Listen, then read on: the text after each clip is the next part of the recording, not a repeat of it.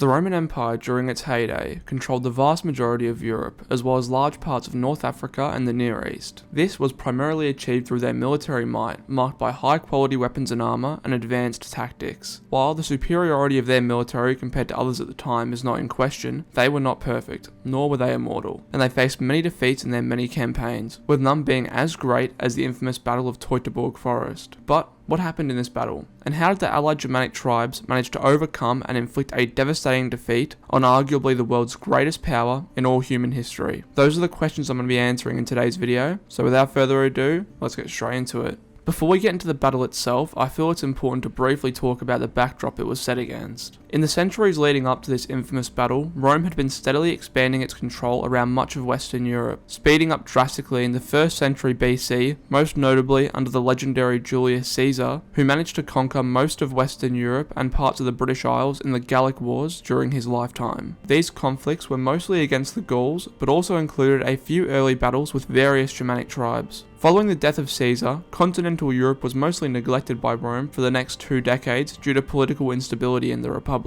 27 BC, however, saw a drastic change in the political landscape as a whole, as what had previously been the Roman Republic reorganized into the Roman Empire, with Octavian named the first emperor. Over the next few decades, the Romans launched a few campaigns against the Germans, which they ultimately came out the victor of, despite considerable setbacks. And by the turn of the century, the Romans felt secure about much of Germany, reassured by thriving cross-border trade and relative peace. The biggest Roman mistake, which ultimately led to the bloodbath at Teutoburg, came when in around the year 4 AD, Arminius of the Cherusci tribe, who, while being born in Germania, was taken hostage by the Romans after his tribe's defeat in 8 BC when he was about 10 years old, and subsequently spent much of his formative years in Rome, receiving an aristocratic education and being taken care of in essentially a stepfather role by a Roman nobleman, and even joining the Roman army. Arminius grew to serve in the Roman cavalry, and would later be appointed as a commander of Roman auxiliaries. It was in this position in 4 AD that the Romans fatefully decided to give him command of a detachment of his fellow Cheruscans fighting for Rome, before having him return to his homeland himself in 7 or 8 AD, where he, seemingly still loyal to his own people, quickly began plotting to unite the various Germanic tribes in order to prevent Roman efforts to incorporate more Germanic lands into the empire.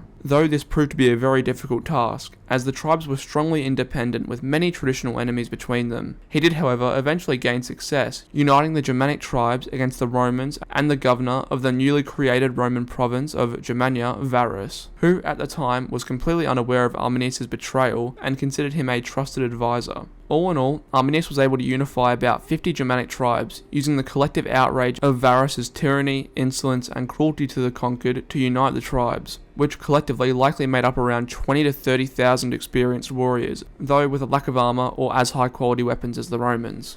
Impressively, Arminius managed to keep all the tribes in check and nominally aligned until the perfect moment to strike, which he determined to have come when between 6 to 9 AD, the Romans were forced to move 8 of the 11 legions present in Germania east of the Rhine to crush a rebellion in the Balkans, leaving Varus with just 3 legions or about 18,000 troops to face the Germans. Shortly following this, the summer of 9 AD would prove to be crucial for Arminius, who along with his fellow Cheruscan auxiliaries were attached to the main Roman army. He bided his time early in the summer, but determined his time was beginning to run out towards the end, and that he needed to orchestrate an ambush. As part of his plan for this, in July he ordered some of his allies to start raiding the Romans, after which he then counselled Varus to split off a detachment of troops to go put down the unrest, which Varus did, thereby splitting his own forces. Arminius further instructed his own auxiliaries to find Roman work parties, approach them as if nothing was unusual, and then betray the Romans while in their midst. These plans were almost unravelled when Arminius' father-in-law, Sergestus, informed Varus of Arminius' treachery, but thankfully for the Germans, Varus didn't believe him, potentially because Sergestus had not approved of the marriage of his daughter to Arminius, and thus held a grudge against him. As the summer drew to an end, other councillors advised Varus that there was not enough time to put down the unrest and make it back to the winter camp. An early retreat back to the camp would have been disastrous for Arminius' plans, and would likely have foiled them altogether. So, in a desperate gamble, Arminius suggested that instead of retracing the army's path, they could achieve both goals if they went on a campaign against the Angrivari, by going through Angrivari territory, as the route back would be shorter, and thus the Romans would also be able to put down the revolt. The otherwise boring summer, which didn't see much fighting, may have helped persuade Varus to engage in this action, which he shortly thereafter did, making his last and ultimately fatal mistake. On the evening of the 7th of September 9 AD, Arminius told Varus that he was breaking off to finish the muster of his Cherusci auxiliaries, but would return with the main army in 2 or 3 days, marking the men's final meeting. Arminius left behind a small number of his tribesmen, according to the Romans, acting as guides. However, their true purpose was to act as spies. The following morning, on the 8th of September, the Roman army decamped and continued snaking its way through the area's thick forest. Arminius now only had to make sure that the Romans made their way towards Calchreis, where the Germanic tribes waited in ambush. To ensure this, he sent his Bructeri allies to attack the Romans along its length in the late morning. At this point, the line of march was stretched out dangerously long, between 15 and 20 kilometers from start to end, and it was in this state when it came under attack by the Germanic warriors armed with swords, large lances, and narrow-bladed short spears called fremae. The Germans managed to surround the entire Roman army and rain down javelins on the intruders, though this was only intended to be a brief skirmish to tire out the Roman troops and cause maximum damage to their supplies. Therefore, the Bructeri withdrew quickly,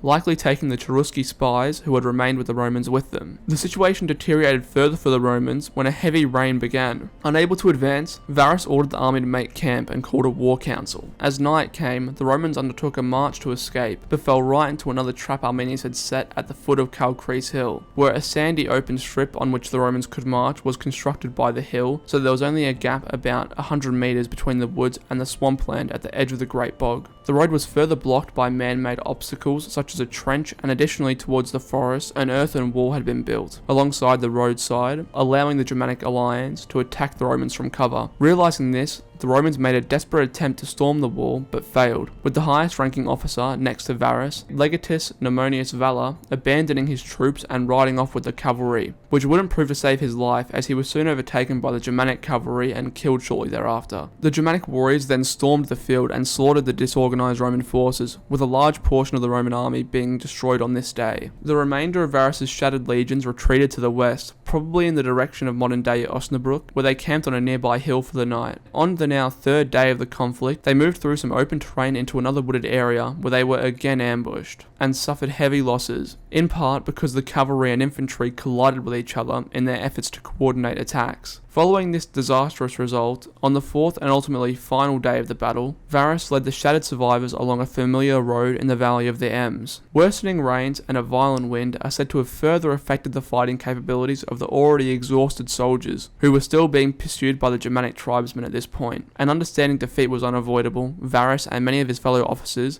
took their own lives by falling on their swords in order to avoid capture by Arminius' men. Roman historian Tacitus wrote that many officers who didn't do this were sacrificed by Germanic forces as a part of religious ceremonies, cooked in pots, and their bones used for rituals, while others were ransomed, and some common soldiers appear to have been enslaved. Upon hearing of this defeat, the Emperor Augustus, previously known as Octavian, who by this time was in his early 70s, was so shaken that he allegedly stood butting his head against the walls of his palace, repeatedly shouting, "Quintilius Varus, give me back my legions." Various campaigns would be launched in the following years, with the attempt of re-securing Germania for the empire, though they would ultimately be unsuccessful, with the de facto border eventually cementing itself along the Rhine River, with the Romans deciding further expansion was not worth the cost. That is not to say things would remain peaceful for the Germanic tribes, however, as following these campaigns, unrest and wars soon broke out between them, with Arminius himself being killed by opponents within his own tribe who felt he was becoming too powerful in 21 AD. All that, however, belongs to another video, so I think that's where I'm going to end this one. If you enjoyed this video, please don't forget to leave a like and subscribe if you'd like to see more content from me. If I made any mistakes in this video, please feel free to correct me in the comments. I do try my best, but I am no real historian, so any feedback is appreciated. With that all being said though, I hope you all have a great day, night, wherever you are, and I hope to see you all in the next one.